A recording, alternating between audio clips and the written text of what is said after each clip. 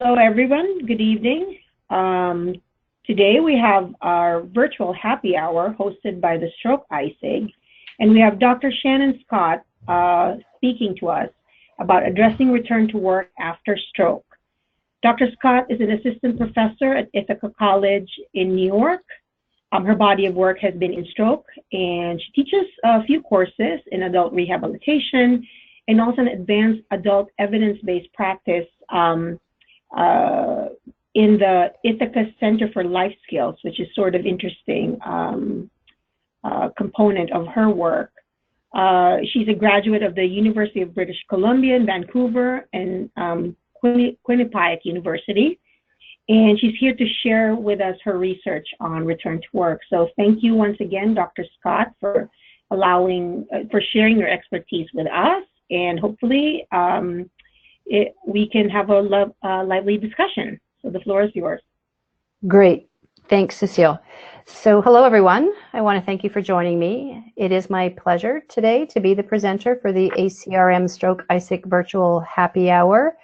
As was mentioned, today I will be presenting and discussing my research that I completed for my OT doctoral capstone project that was also just recently published.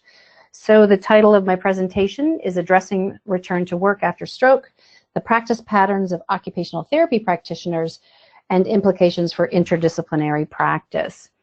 So first, I really want to thank members of the Stroke ISIG Executive Committee, especially Suzanne Burns, Communications Officer, and Jacqueline Schwartz, Secretary, who I believe may now be past Secretary. However, for their interest in my research and for inviting me to present today. I also really would like to thank Cecile Alpasan, who has been great and integral in assisting me with the technology and aspects of this presentation.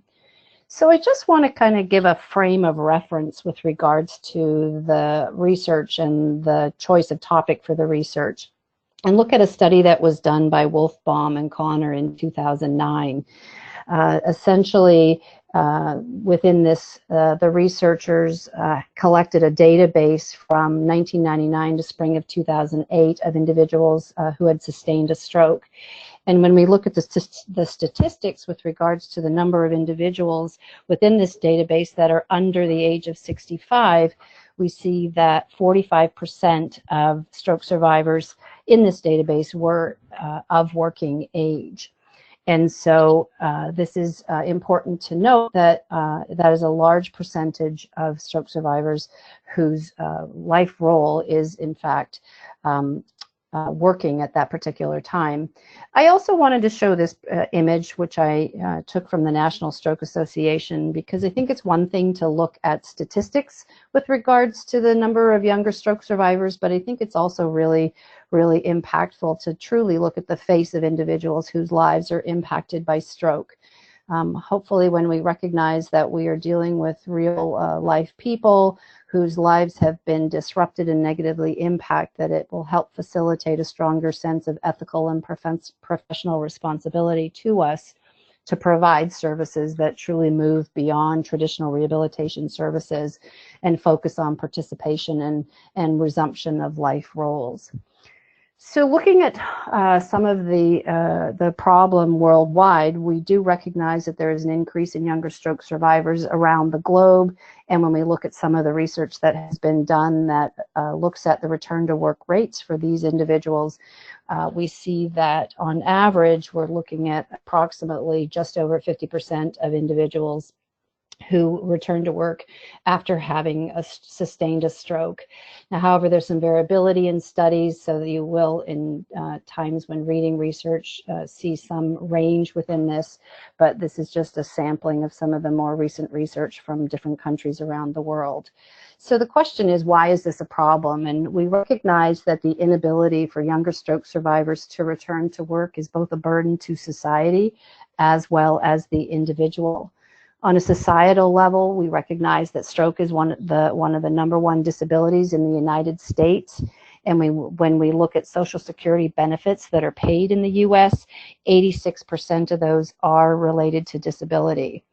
Additionally, lost productivity, i.e. the inability to return to work, is the largest contributor to the indirect costs associated with stroke. And it's relevant to note that these costs are expected to increase by 68% by 2030. On the individual basis, we can appreciate that the inability to return to work can lead to financial hardship, loss of personal identity, as well as structure to daily life, social isolation, impairment in social relationships and family relationships, and ultimately psychological and physical manifestations. When we look at the research that looks at the types of services that are provided to individuals of younger age, it's really seen as a confound in the sense that, like Wolf, Baum, and Connor found, that individuals that sustain a stroke at a younger age tend to have a less severe stroke, more of a mild stroke, and so often these individuals may receive little to no rehabilitation. Also, research has indicated that if services are received and identified that age-related needs such as resumption of work is not addressed, and then looking at services such as vocational rehabilitation, that these services may not be specifically designed for the neurological population. So then when we look at research as far as the actual experiences of individuals who have sustained a stroke and have attempted to return to work, there is early motivation often associated with fear, with loss of employment and benefits. And so in some instances, this has a negative impact as individuals will resume work when not being necessarily ready to return to work. There's also research that does focus on that if the longer the time frame when individuals are not returning to work, that this early motivation wanes. And for those stroke survivors who do return to work, often they're unprepared. It requires multiple strategies and accommodations. They're not aware of resources, and they're not aware of the impact that stroke will have on their ability to resume work roles and responsibilities. And often persistent stroke-related impairments contribute to dissatisfaction with both performance and ability to perform, and ultimately 15% will leave within the first 6 months. So I really wanted to get an understanding of if occupational therapists were addressing return to work in their practice when working with younger stroke survivors. The work is within the domain of occupational therapy as far as our practice framework. Work is one of the 8 areas of occupation that occupational therapists focus on. And when looking at this image, you can see that while we are looking at occupations that individuals perform on a daily basis, we look at not only the individual themselves and their abilities and skills, but we also look at what are the tasks associated with that particular occupation, and then also what is the influence of context and environment on their ability to perform successfully. Additionally, the American Occupational Therapy Association has produced a statement in 2017 that outlines occupational therapy services in facilitating work participation and performance. And you can see that I think the understanding is often work is associated with work in industry, so individuals that have sustained injuries, typically musculoskeletal injuries on the job. However, as I said, the work is within the domain of occupational therapy in all disabilities, and that the AOTA identifies that we serve individuals that have not able to return to work because of disease, disability, or any injury. It's also important then, what I highlight is that occupational therapy practitioners, as I previously identified, consider not only the characteristics of the client, but also the characteristics and demands of the work, as well as the environment and context. So this really was what helped kind of conceptualize this research that I did, in fact, complete. There is evidence that supports OT's role in promoting return to work for other populations, such as those with mental health issues or musculoskeletal conditions, as I previously identified, as well as traumatic brain injury. However, there's not a lot of research that supports OT's role currently in provision of return to work services for stroke survivors. And what we do also recognize is that there is a gap in services to individuals after stroke. As I said previously, often stroke survivors of younger working age will not receive services or receive limited services. And research has also identified that there's a lack of healthcare provider knowledge with regards to interventions required, as well as resources that can facilitate and support return to work. And what the results of my survey and my study concluded, and I'm going to talk a little bit more about this, is that I did a national cross-sectional survey that in fact did reveal gaps in knowledge and practice patterns of occupational therapists.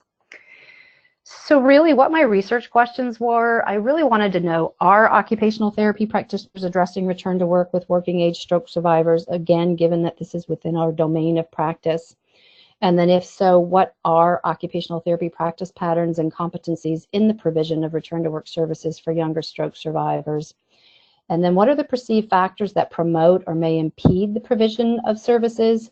And then lastly, what is the perceptions of best practice with regards to providing return to work services for this population? So my study was actually an explanatory mixed method design. I did a cross-sectional web-based survey as phase 1 of this study. It was a national survey. And then following that, I did semi-structured telephone interviews with practitioners who had participated in the survey and were willing to participate in the interview and had provided me with their contact information. So I sent out a total of 4,000 invitations using an AOTA continuing education provider database, as well as a database from the American Occupational Therapy Association. I had 2 follow-ups at 4 and 8 weeks, so the survey was open for 12 weeks. And then after the survey was closed and the survey data was analyzed, I did interviews with 9 purposefully chosen practitioners who do have experience in providing return to work services for the target population, younger stroke survivors. So my survey tool was actually a researcher developed tool.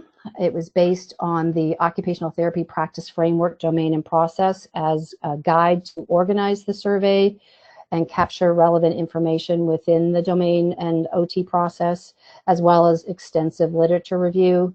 The survey was also piloted by experts who are occupational therapists and provide return to work services to younger stroke survivors prior to launching of the survey nationwide. So my survey was actually designed to capture the elements of the occupational therapy process, from the evaluation process to the intervention process.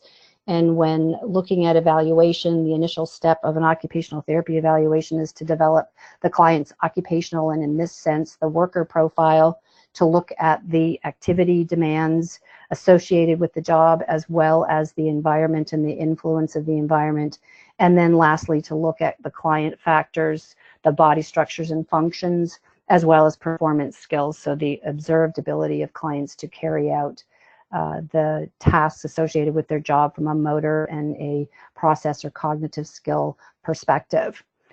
Additionally, I wanted to find out what types of interventions were being utilized, and the interventions were then categorized as either occupation-based, meaning that they used real life and or simulated work activities within natural context as best as possible, as well as interventions that specifically focused on the individual as far as body functions and structure. And then again, because this research was, this survey was developed based on literature review, strong emphasis of the importance of collaboration with the employer and the work site as far as facilitating return to work. So really wanted to look at, were occupational therapists engaging with the employer and the work site? And then lastly, looked at what types of advocacy interventions were occupational therapists participating in. So as far as the scale, I was looking at not only the frequency of use with regards to the components of both the evaluation and intervention process. So frequency from never or rarely used to occasionally used, frequently used, or regularly used. But then I was also looking at the perceptions of the practitioner's perceived skill as far as the components of the evaluation and intervention process, from being not skilled to all the way to being very skilled. So my data analysis, once I collected the survey data, it was descriptively analyzed and reported, and then I did additional statistical analysis as far as looking at practice variables and making comparisons between specific practice variables, focusing on practice setting, caseload, meaning those individuals that saw greater than 50% of stroke survivors on their caseload, and then whether or not they did indicate that they do address return to work or they do not address return to work with this population. The interviews that I did were telephone interviews. They were digitally recorded, transcribed verbatim, and then analyzed using a priori coding. Research has indicated that there are categories of facilitators and barriers that influence healthcare provider behavior, and therefore these two a priori codings were used to then categorize the remainder of the data found in the interviews. And so I ended up having a fairly low response rate, which I was disappointed in. As I said, I had a large sampling of 4,000. However, I had a response rate of 119, so a little lower than I was hoping for. And you'll see from the information here that the majority of practitioners were in outpatient settings, and then secondly in inpatient settings. And when you look at the years of experience, the majority of respondents to the survey had greater than 10 years of experience. 47% of respondents indicated that they provided services to mostly stroke survivors, and of the stroke survivors on their caseload, 43% were of working age. 60% indicated that they do address return to work, whereas 40% indicated that they do not.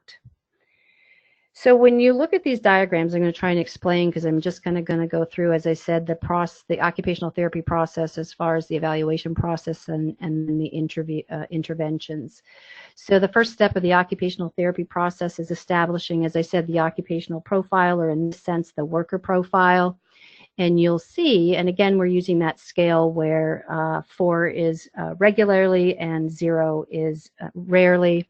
And you'll see that occupational therapists do regularly gather information on the type of employment that an individual has participated in, whether they're full-time or part-time status or on call. They also do look at other life roles and daily habits and routines. And then you'll start to see a trend where less attention is devoted to perceptions of readiness to return to work, the value and meaning of work, whether or not they have an insight into deficits and strengths that are related to their work performance, as well as goals related to work. So then looking at the analysis of the actual work demands and the environment, the primary methods of evaluation of obtaining this information was subjective information obtained from client interview and family interview. Less so were actual job descriptions looked at, or were job databases used to gather information about specific job requirements, and then standardized tests and more specifically worksite visits and employer interviews were rarely engaged in.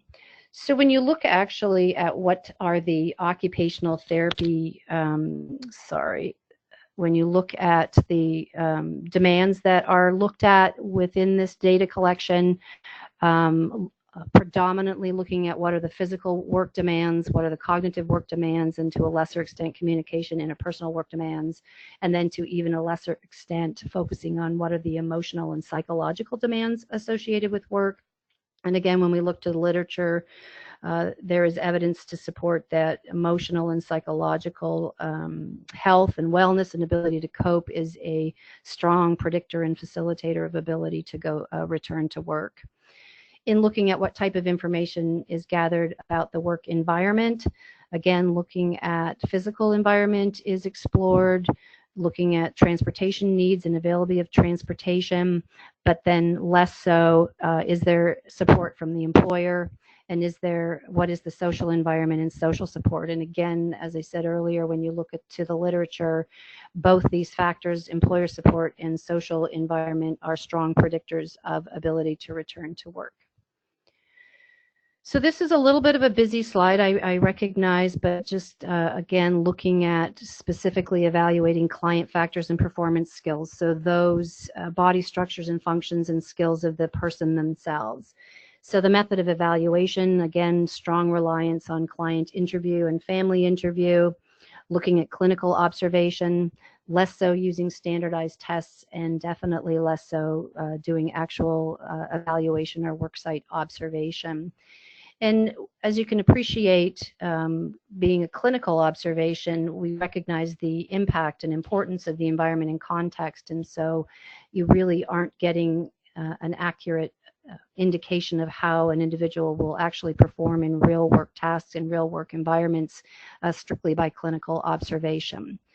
So again, when you look at the scale with 4 being regularly and 1 being rarely, we'll see that occupational therapists are regularly gathering information and assessing neuromuscular function, musculoskeletal functions, somatory sensory functions, visual perception, as well as cognition, more so primary cognitive function, as opposed to executive cognitive function. And again, when we're discussing younger stroke survivors, particularly those with mild stroke, deficits in executive cognitive function are a significant barrier in the ability to resume life roles.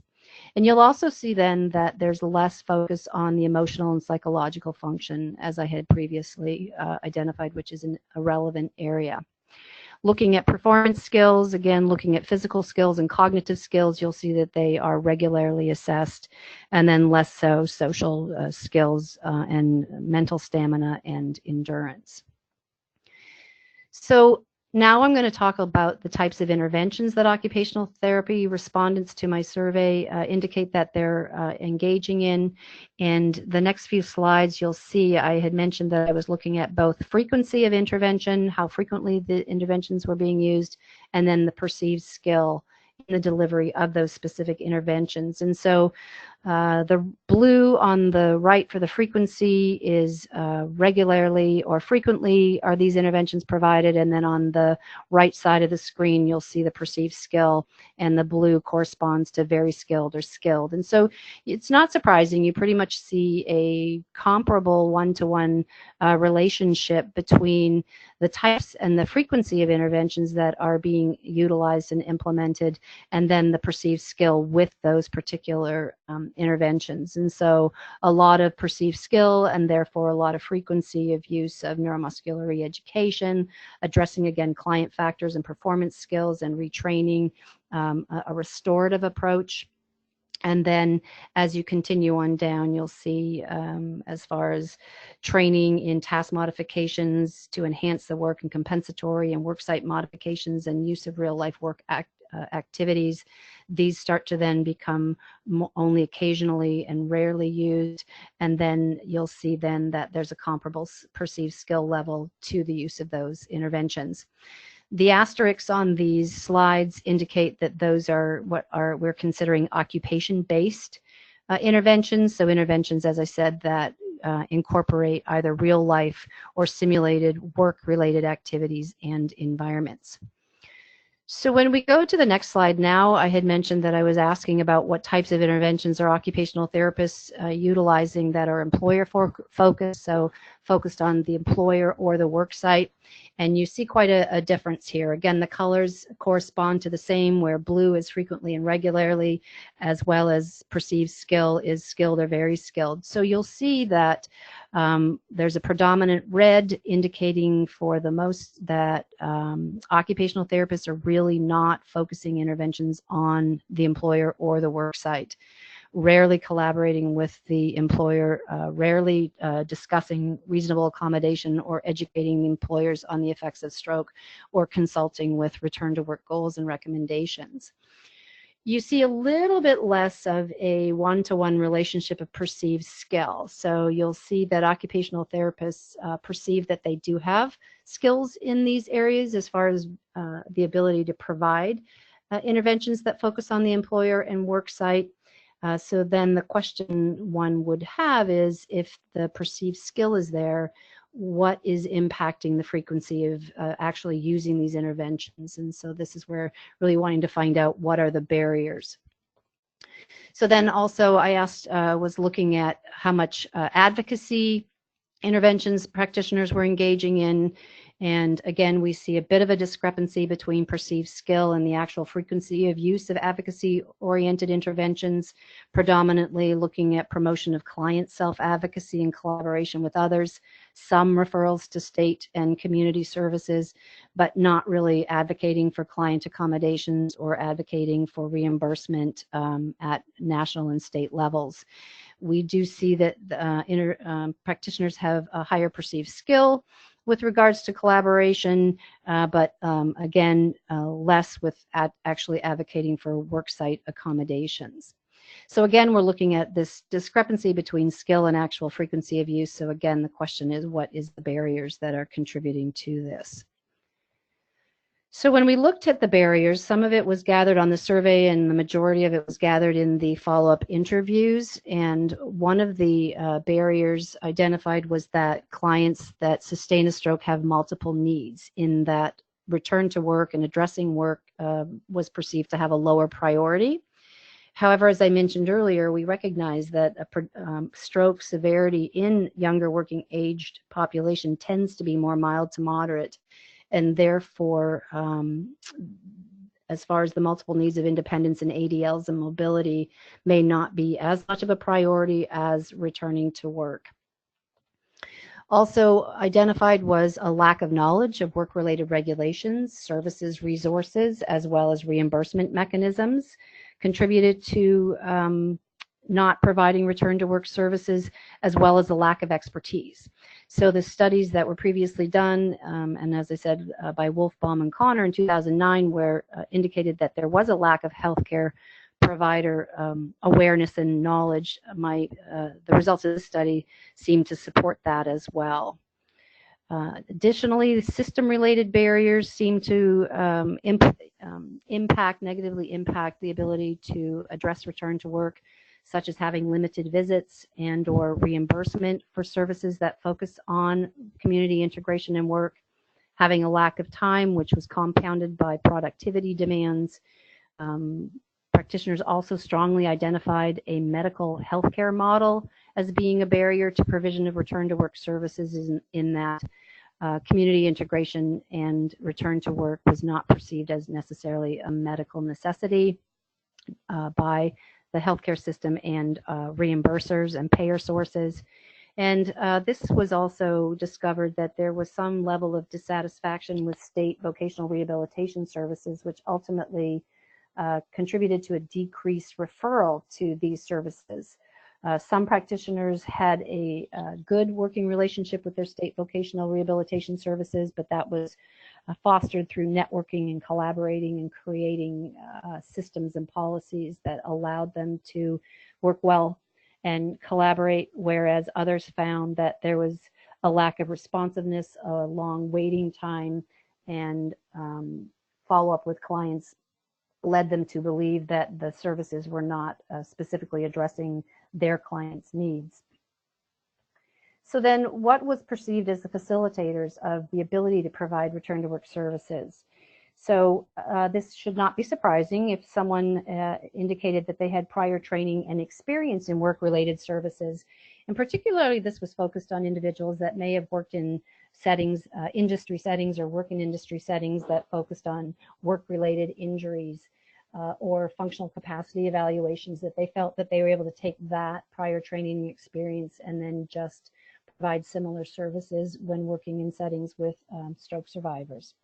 Additionally, practitioners that were mentored by experienced practitioners also found that their competencies and skills increased.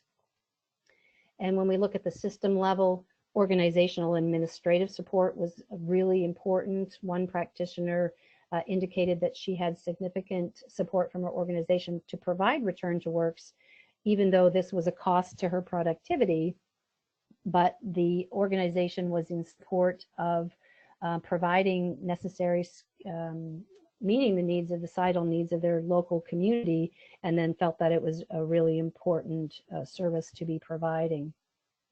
Also, the ability to provide longer treatment than is typically afforded in some of the traditional settings was an opportunity to really focus on return to work services, as well as funding beyond third-party payers. So instances where individuals were employed where payer sources were state funding, in one particular instance funded by the local university, as well as funding by private pay. And so this is just a quant looking a little bit as that statistical comparison. I was looking at practice variables earlier. This is by no means everything that I was looking at. However, in this instance, I was really just wanting to get a sense of knowledge of work-related laws, as well as knowledge of reimbursement mechanisms to be able to provide these services while still getting reimbursed. And again, the scale, as I said, is 4, is that they strongly agree that they have work-related knowledge, and 1 is they strongly disagree. So you'll see that the numbers here indicate that they disagree and strongly disagree that they have this knowledge. However, there is some significant difference between whether or not someone does provide services or not, whether if they're in an outpatient setting, tend to have a little bit more understanding of it, as well as if they have a caseload of greater than 50% of working aged stroke survivors. So then, as I said, the last question of my research I really wanted to know is what were the perceptions of occupational therapy practitioners with regards to best practice? And we identified that best practice was the result of addressing return to work in the early stages following stroke.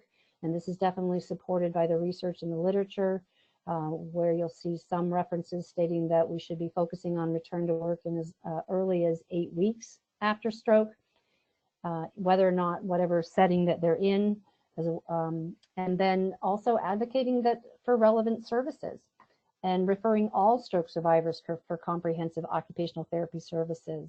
As I mentioned earlier, there is a tendency for individuals with milder stroke to be discharged with little to no services and then little to no follow-up. And so often, as I said, we don't really have a true sense of someone's ability to resume normal life roles and participate at the community level again until they actually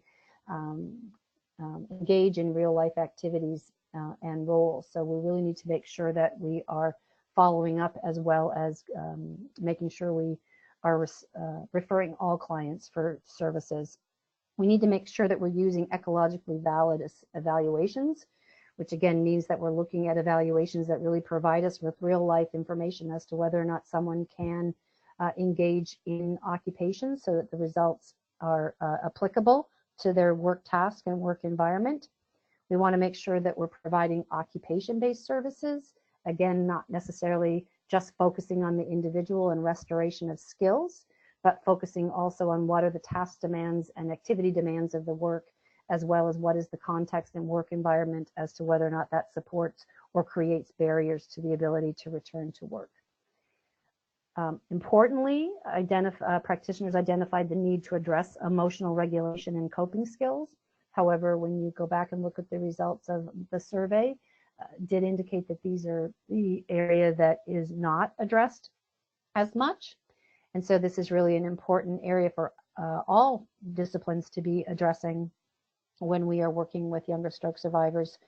And then really looking at executive function and not attempting to necessarily restore cognitive skills, but looking more at training in compensatory strategies and assistive technology use that will allow them to return to prior life roles.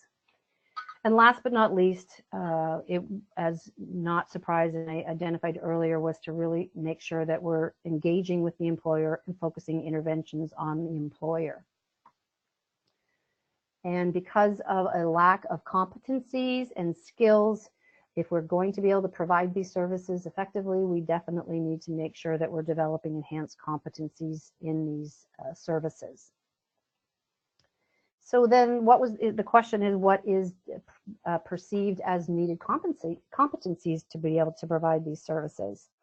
One, we need to be able to understand the laws related to work and the regulations and the resources that are out there that do support return to work. We need to be able to have an understanding of a variety of jobs and job demands so that we can accurately analyze and decide whether or not there's a match between the client's abilities, and if not, the ability to provide accommodations or compensatory techniques, and then ways to actually research job demands. There's ONET is a website by the U.S. Department of Labor that provides job descriptions and expectations and skills, necessary skills and knowledge for hundreds of jobs. We also then need to be able to perform a job analysis, and that includes not only looking at the individual, but also looking at the physical and social work environment as well as the cognitive environment. We need to be able to engage in multidisciplinary and multi-service collaboration, though this is traditionally done in inpatient settings or skilled nursing settings where practitioners are used to interdisciplinary or multidisciplinary collaboration. We're not doing a really good job at the community level of integrating and collaborating with different disciplines. The ability to collaborate with the client's employer and make connections with the client's employer, and then developing critical reasoning skills as far as understanding whether there is viability of the employer and the return to work readiness of the younger stroke survivor. Lastly, we need to develop skills in advocating for needed services and reimbursement of these services. And so practice implications, kind of in summary, really looking that we need to provide a top-down approach. We need to not focus on the person at the bottom, but we need to be able to focus on the occupation, the job, the work, and then fostering interventions and services that will enable a person to return to work. We also have implications for then entry-level education and professional development needs. The results of this survey indicated that practitioners perceived a lack of expertise and lack of knowledge. So, and that those that did have experience and knowledge were more readily able to provide these services. We also need to enhance our advocacy efforts and then also enhance skills and the ability to advocate, since again, this was an area where there was perceived level of low skills in this area. And then considering alternate models of service delivery from those that we're traditionally doing. And so there's opportunities for further research, looking at the effectiveness of occupation-focused interventions, looking at the effectiveness and ability to provide alternate models of service delivery, and what is the impact of education and professional development activities on the ability to provide these services. So I do recognize that there are limitations in this study. As I said earlier, there was a low response rate, so the ability to generalize, in addition to most respondents being primarily in outpatient settings. My sense is that the invitation to participate in the survey did include that we were looking at return to work services for persons with strokes, so maybe many practitioners opted out. The survey was a little lengthy, which may have been a limitation, and I did not get any information on actual return to work outcomes based on the interventions being provided. However, I do think that this was a relevant study, as it was one of the first to explore what occupational therapy practitioners do and what they perceive they can do in order to address return to work after stroke. And I believe that it has significant implications, given, as I said, that work is within the domain and skills and entry-level education abilities of occupational therapists to address. So this is the my actual survey or my study that was published recently. If you're interested in getting more information on it, it can be found in Occupational Therapy and Healthcare. I did also want to talk then, as I said, that I think though there are implications for occupational therapists, the results of this study also lead to strong implications for interdisciplinary practice as well, in the sense that all disciplines we should be addressing early assessment and intervention, focusing on return to work and not waiting until individuals either fall through the gaps or we lose follow-up contact. Also looking at alternative models of interdisciplinary service delivery where we have interdisciplinary teams, perhaps led by a case manager that coordinates all activities that focus on the return of work of the client. And there is research that supports that these alternate models have been successful, particularly with individuals with traumatic brain injury. Definitely emphasis on the need for interdisciplinary collaboration and communication. comprehensive screenings and follow-up. And I highlighted follow-up in the sense that we need to make sure we're following up with survivors, not only after they're discharged from our facilities or from our hospitals, but also after they return to work, if they do in fact return to work. As I said earlier, often the limitations and persistent stroke symptoms that negatively impact work don't necessarily surface until the individual has returned, and we often aren't providing the necessary supports and services to the individual to foster successful return. Definitely make sure that we are referring clients to appropriate services to address the multiple needs and predictors of return to work, and make sure that we are advocating for changes, hopefully, but also for provision and reimbursement of services that will allow us to actually address work and community integration. And so there's also implications for interdisciplinary research to look at the impact of alternate models of care and service and the cost effectiveness of these alternate models of care. So this is an article recently published by the Health and Wellness Task Force from the Stroke ISIG of ACRM, which I happen to be, I'm happy to have been a member and am a member of, that provides further information on not only interdisciplinary approaches to facilitate return to work, but also to foster services that will facilitate return to driving, which is also a significant component of the ability to return to work, is transportation. And so these are my references. And then I did just want to open it up for any questions or comments that anyone might have with regards to this. And again, I thank you for your time and your attention.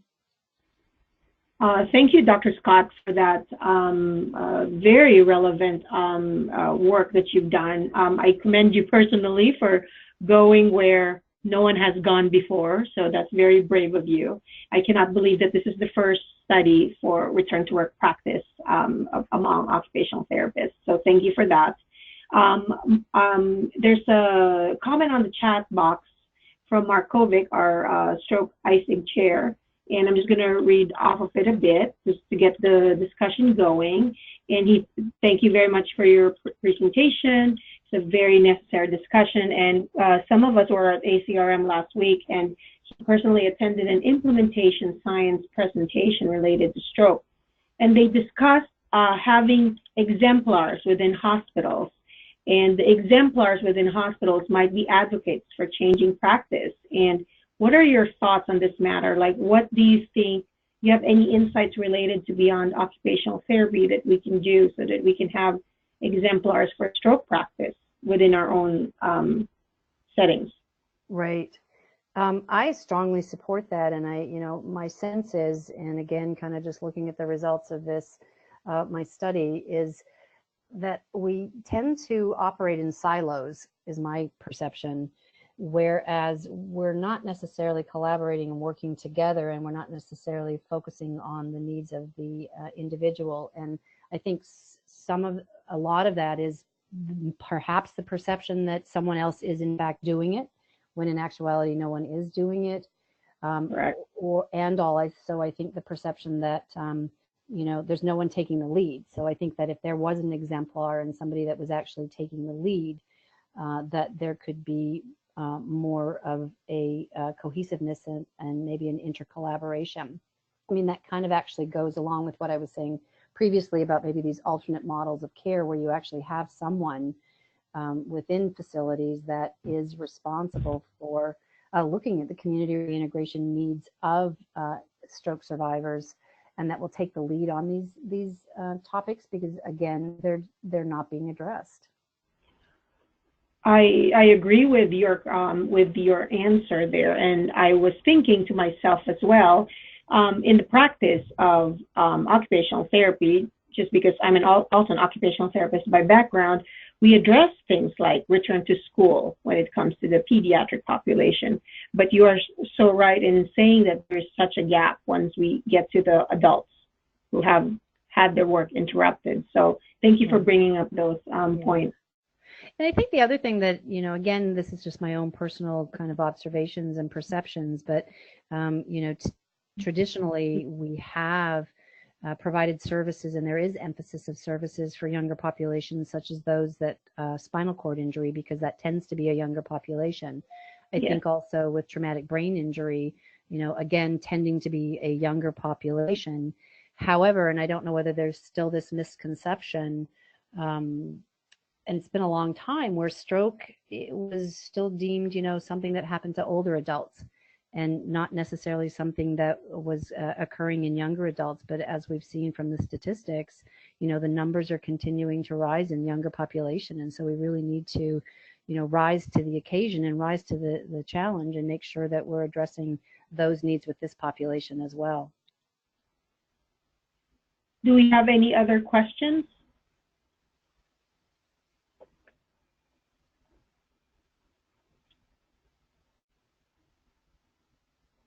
Okay, well, thank you so much, Dr. Scott, and we're looking forward to more collaborations with you and your work on the Health and Wellness Task Force. And with that, thank you everyone for participating, and we will send you details regarding the next virtual happy hour. Good evening. Great, thank you so much, Cecile. I appreciate this, and thank you everyone. It's been a pleasure. Bye. Bye-bye.